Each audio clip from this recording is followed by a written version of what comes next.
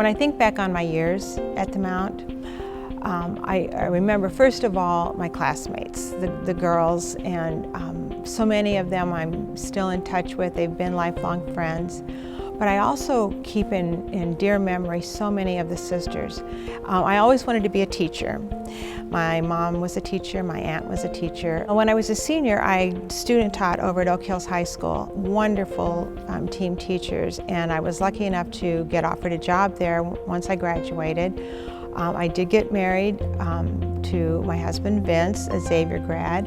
We met here at the Mount at a mixer, and we dated all 4 years of college and then got married. His career started moving us around, and as we moved, we were also starting our family. We have 3 daughters, so that was the end of the teaching career. But then I got really focused in on raising the girls and involved in their schools, in PTAs, Girl Scouts. Always felt it was important and also a privilege that I was able to do that kind of work. I have a profound sense of gratitude for the education that I had here. Just the fact that there was such a warm, caring, excellent place for a young woman to come and go through those important years of self-discovery and finding out about life and about setting out and where you want to go in life and what's important. This was a very good place for that. The fact that I was able to come here on a scholarship really helped my folks, and they expressed that to me, and they expressed that to the sisters. And so I just always understood that someone had made it possible for me, and so I needed to make it possible for somebody else.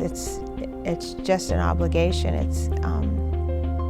It's a debt, and so I've always supported the Mount, and will continue to.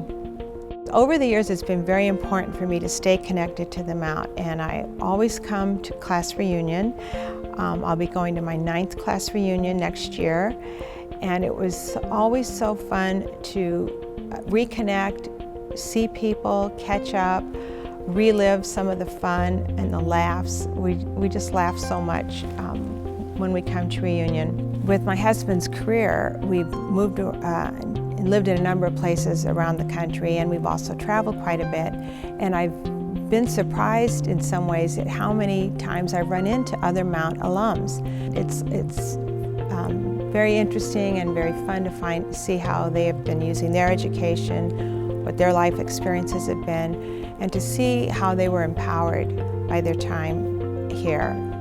My hope is that every student that walks through these halls, that comes to the Mount, that experiences time here, is able to leave with a sense of themselves, with some self-discovery, and also a sense of purpose, and that it's grounded in Christian faith, that it's the example of Jesus that the Sisters of Charity embody and in their lives and in their ministry, and that we all take a sense of that with us, that we all have a call to make the world a better place, to use our gifts, to discover our gifts, and then to use them in a way that's going to help the world.